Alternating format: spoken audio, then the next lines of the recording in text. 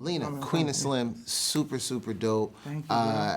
I had high expectations when I saw the footage in New Orleans, and seeing the whole thing was great. What has this process been like for you, seeing your writings and your creations come and turn into audible words and seeing your characters come to life before you on a big screen? Does it ever change, or is it always like amazing? It's always amazing. The day that I'm not fazed by it, I gotta get out, because it's an out-of-body experience. I think that's the thing. Because writing is very solitary. Please, I was in my room by myself for like damn near a year, like almost about 8 months took me to write, like the real first couple of drafts before I started sending it out, and it was a lonely experience because it was just me, a map, dry erase boards, and picture of Malcolm X and Martin Luther King, just me by myself. And then once I started getting it out and asking people, hey, can you kick the tires, throw me some things, and I would go in there and whittle with a little tiny paintbrush. And then once Daniel read it and said he wanted to be Slim, and then Melina read it and she agreed. I'm ready. You know, I come from videos and commercials where it's like I create something and it's out to the world and it's theirs in the next day or a week later. So this has been a 2-year journey. Literally 1 year from pre-production to finishing coloring.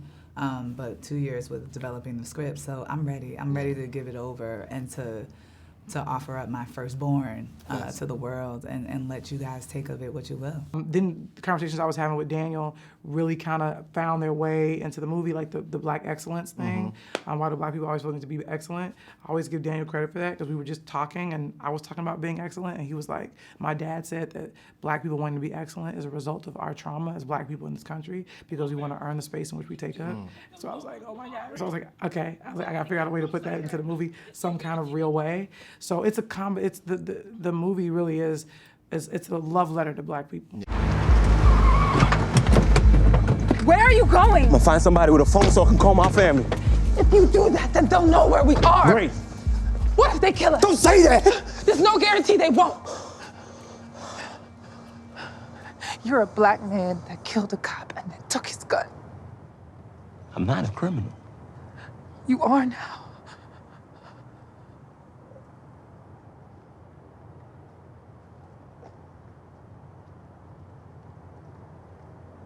I just want to go home. And I want to see my family. If you turn yourself in, you will never see them again. All we can do is go forward. There is nothing back there for us. Please, let's just keep going. Melina said something I read in one of her interviews. She said she watched a lot of videos of people getting pulled over by the cops. She watched Sandra Bland's video over and over and over again. And she said that the cop was blinded by her Blackness. So I wanted to know, can you describe a time when someone was blinded by your Blackness? This summer I went to Carnival. And it was, I got in a situation where just pulling these guys, there was 6 of them come off me. I was wearing, because Carnival's 2.5 million people, so I got to move low key. So I had a bandana and they came up trying to undo my band. They were just onto me. And then my homegirl had to yo, Daniel, calm down. I was just very blessed that I was 30. Do you know what I'm trying to say? Yeah. In them situations, you're like, oh, I'm a man and I know my emotions, so then it's not gonna escalate. But I was like, oh, you don't see me. You don't even understand what's going on.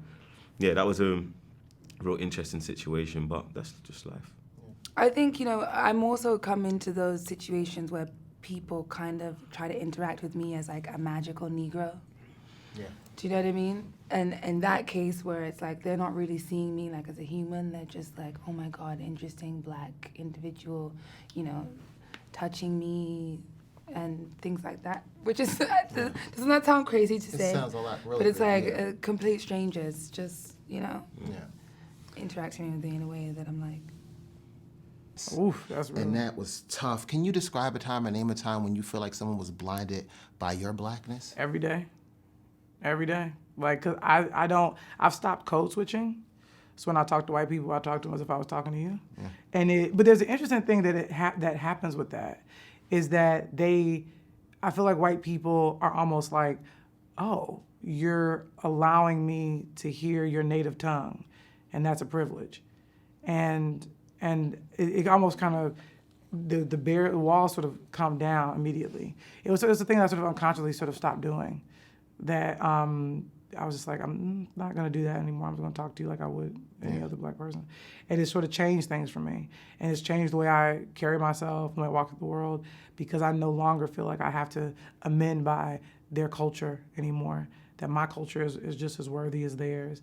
And I do that on the page in the film, where I wanted a movie that was one where I didn't have to appeal to a broader audience.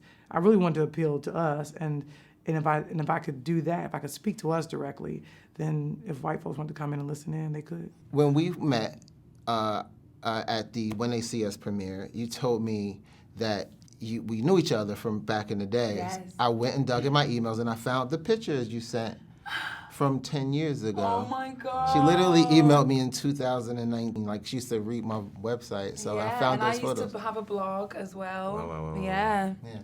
How has your life changed over these 10 years? Babe, a lot. It's been a whole, I kind of feel like the way I look at it, it's almost like I've had my coming of age now, in a way. Do you know what I mean? Because it's like it was a whole metamorphosis from the person that I was 10 years ago to the person that I am in this moment now. And, you know, it all really began with me deciding to quit my job and figure out what that meant for me, you know? And I moved to LA and I just began to have a collection of experiences and have a sort of faith in myself and in who I was and investing in, you know, the truth of my identity and not living for, because I think a lot of my experience was, you know, when I immigrated to America, I sort of became the best idea of Jodie that I thought people would accept, because it wasn't acceptable to be so black, and it wasn't acceptable to be so black and from England, and it wasn't acceptable to be a lot of the things that I was. And so I, as you know, Queen is a wall builder, and that's why I related to her so much. That's what I did. I built walls, and I was like, let me create a character that people will relate to. That's really dope. And Rihanna was at the premiere last night. She was. So you're doing a video, right? And have you heard the song? Is it amazing? I can't speak to that. Okay. You know, she's killing it. I'm so proud of her, what she's doing in fashion and makeup. She's representing for the culture. And I hope to hear some music soon. I haven't heard anything. Okay. But if she taps you through the video, you're like, oh my God, I know what we're doing. Always. Anything for my sister. Awesome.